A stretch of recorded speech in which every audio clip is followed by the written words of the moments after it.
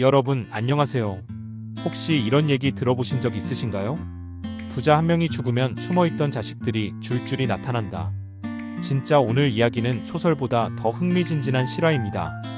중국 최대 음료 기업 와하그룹의 창업자가 세상을 떠났는데 그의 거대한 유산을 두고 지금 완전 난리가 났거든요. 79세의 나이로 세상을 떠난 쭝칭호우 회장. 그가 남긴 자산이 얼마나 될 것 같으세요? 87억 달러, 한국 돈으로 약 12조 원이 넘는 천문학적 규모입니다.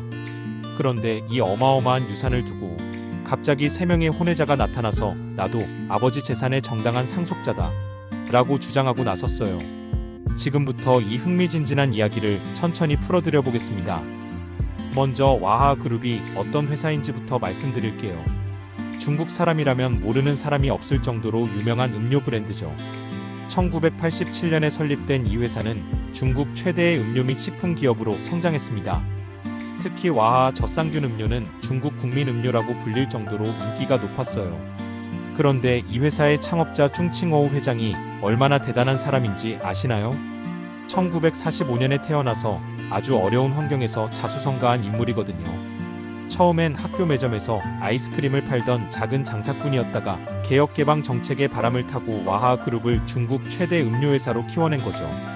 그의 재산 규모가 어느 정도였냐면 2022년 기준으로 약 87억 달러, 한국 돈으로 약 12조 원이 넘는 자산을 보유하고 있었어요. 2023년 포브스 중국 부자 순위에서 41위에 올랐을 정도죠. 그런데 이렇게 큰 재벌이면서도 의외로 소박한 생활을 했다고 해요. 명품 브랜드보다는 평범한 옷을 즐겨 입었고 회사 직원들과도 허물없이 지냈다고 하더라고요. 2024년 2월 충격적인 소식이 들려왔습니다. 쭝칭호우 회장이 79세의 나이로 세상을 떠났다는 거였어요. 중국 전체가 애도 분위기에 휩싸였죠. 그도 그럴 것이 와하는 단순한 기업이 아니라 중국 국민들의 추억이 담긴 브랜드였거든요.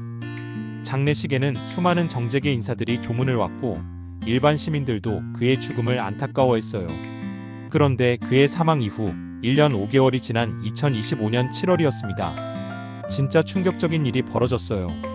갑자기 3명의 형제자매가 나타나서 우리는 쭝칭호우의 혼외 자식입니다 라고 주장하며 법정에 소송을 제기한 거예요. 이들이 요구한 건 단순하지만 엄청난 규모였어요. 우리도 쭝칭호우의 정당한 상속자다. 그리고 아버지가 우리를 위해 설정한 20억 달러 규모의 신탁 자산에 접근할 권리가 있다. 이 소식이 알려지자 중국 사회는 완전히 발칵 뒤집혔습니다. 지금까지 모범적인 가정을 꾸려왔다고 알려진 쭝칭호우에게 숨겨진 과거가 있었다는 거잖아요. 이제 이 혼외자 주장자들이 누구인지 좀 더 자세히 알아볼까요? 이들은 놀랍게도 3명 모두 같은 어머니에게서 태어난 형제자매들이었습니다. 모두 20대의 젊은 나이로 그들의 어머니는 과거 쭝칭호우와 관계를 맺었던 여성이라고 주장했어요. 이들이 법정에 제출한 주장에 따르면 어머니가 쭝칭호우와의 관계에서 3자녀를 낳았고 쭝칭호우가 이들을 위해 약 20억 달러 규모의 신탁 자산을 설정했다는 것입니다. 특히 주목할 점은 이들이 단순히 상속권만 주장하는 게 아니라 이미 설정된 신탁 자산에 대한 접근권을 요구하고 있다는 거예요. 즉, 쭝칭호우가 살아생전에 이미 이들을 위한 재정적 준비를 했다고 주장하는 겁니다. 이제 본격적인 법정 싸움이 시작됐습니다. 2025년 7월 홍콩 고등법원에서 이 3명의 혼외 자녀가 제기한 유산 소송이 시작됐어요. 이들은 각각 전체 유산의 일정 부분을 요구하며 법적 인지를 요청했습니다. 그런데 여기서 진짜 복잡한 문제가 생겼어요. 중국법에 따르면 혼외자라 해도 생물학적 아버지로 인정받으면 정당한 상속권을 가질 수 있거든요. 하지만 이를 증명하는 게 쉽지 않죠. 더군다나 쭝칭호우는 이미 세상을 떠났으니까 본인이 직접 인정하거나 부인할 수도 없는 상황이고요. 법원은 우선 DNA 검사를 통해 친자 관계를 확인하기로 했습니다. 그런데 이것도 쉽지 않은 게 쭝칭호우의 유해에서 DNA 샘플을 채취하는 것에 대해 가족들이 강력히 반발했거든요. 그래서 현재는 쭝칭호우의 다른 친족들과의 DNA 비교를 통해 친자 관계를 확인하는 방법을 검토하고 있다고 해요. 또 다른 문제는 이들이 제시한 증거들의 진위성이에요. 편지나 메모의 경우 필적 감정을 해야 하고 계좌 이체 기록도 정말 쭝칭호우 본인이 한 것인지 확인해야 하거든요. 법정에서는 매번 새로운 증거들이 나오고 있어요. 때로는 이들에게 유리한 증거가, 때로는 불리한 증거가 나오면서 상황이 계속 바뀌고 있습니다. 그런데 가장 흥미로운 부분이에요. 바로 쭝칭어우의 정식 후계자인 딸 켈리 쭝프리와의 갈등이죠. 쭝프리는 1982년생으로 쭝칭어우의 외동딸입니다.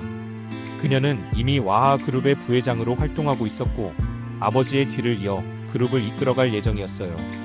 그런데 갑자기 나타난 이 혼외자 주장자들 때문에 상황이 완전히 바뀌었죠. 만약 이들이 정말 쭝칭어우의 친자식으로 인정받는다면 쭝프리의 상속분이 크게 줄어들 수밖에 없거든요. 쭝프리는 강력하게 반발했습니다.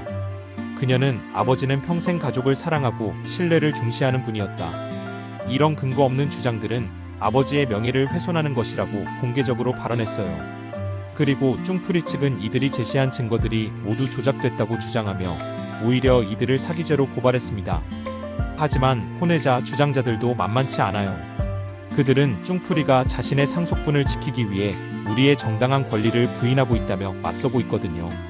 특히 이 과정에서 쭝칭어우의 과거 사생활에 대한 여러 증언들이 나오기 시작했어요. 와하 그룹의 옛 직원들이나 사업 파트너들이 그때 그런 일이 있었다며 하나둘 입을 열기 시작한 거죠. 정말 진부한 가족 드라마가 현실에서 벌어지고 있는 겁니다.